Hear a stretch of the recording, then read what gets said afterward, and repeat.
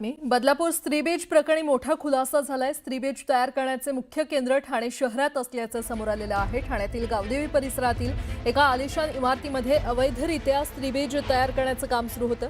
बदलापूर पोलिसांनी केलेल्या तपासात माल्टी IVF आर्ट बँक नावानं हे सेंटर सुरू होतं। पोलिसांनी तपास केला तेव्हा या माल्टी IVF आर्ट बँकमध्ये महिलांना बोलावून त्यांच्या गर्भात अंडी तयार केली जायची आणि त्यानंतर त्यांची विक्री केली जायची। हा सगळा प्रकार राजरोसपणे सुरू होता आणि या अवैध स्त्रीबीज प्रकरणाचं मुख्य काम ठाण्यामध्ये सुरू असायचं।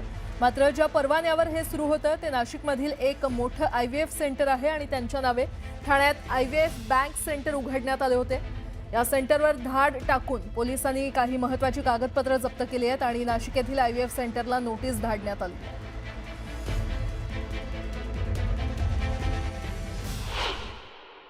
20 ते 25 महिला दररोज येऊन जात होत्या आणि त्या जास्त वेळ थांबत नव्हत्या। लिफ्टनी जायचं, आल्यानंतर इथे फ्लाईट द्यायचं, आतमध्ये कोणी आम्ही जाऊन बघितलेच नव्हतं। त्यांचं सगळं व्यवस्थित चालू होतं आणि अचानकपणे बंद झालेलं एवढी समज नाही। आता पोलीस कारवाई झाली असं समजतं। तर मला मिळालेल्या माहितीनुसार हे जे काही माल्टी IVF आर्ट बँक आहे, पहिल्या मावळे 250 स्क्वेअर फूटचं हे ऑफिस आहे आणि येवले म्हणून ग्रस्त त्यांनी ते भाड्याने दिलं होतं।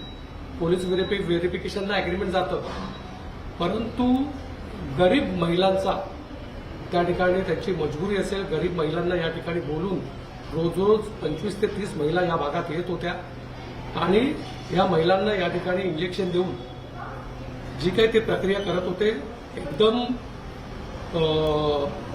अशोभनीय, म्हणजे एक समाजाला लाजवेल अशी गोष्ट घडलेली आहे।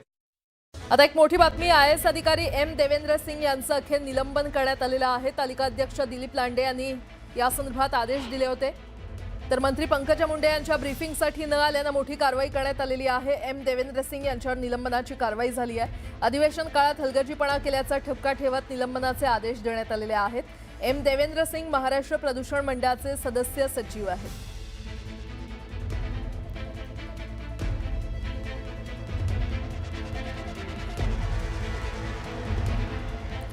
एक मोठी बातमी, बंडखोरी करणं भाजपच्या नगरसेवकांना भोवणार असल्याचं कळतंय, कारण भाजप प्रदेशाध्यक्ष रवींद्र चव्हाण यांनी बंडखोर नगरसेवकांना नोटीस पाठवली आहे। भिवंडीमधील 6 बंडखोर नगरसेवकांना चव्हाणांनी नोटीस बजावलेली आहे। बंडखोरी केलेल्या 6 नगरसेवकांना कारणे दाखवा नोटीस बजावण्यात आली आहे।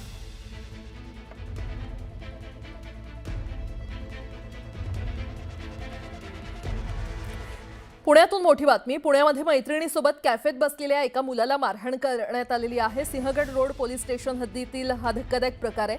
मुलाला 4 ते 5 जणांच्या टोळक्याकडून बेदम मारहाण झाली असल्याचं कळतंय। मारहाणीचा CCTV समोर आलाय। जुन्या वादातून ही मारहाण झाल्याची माहिती मिळते।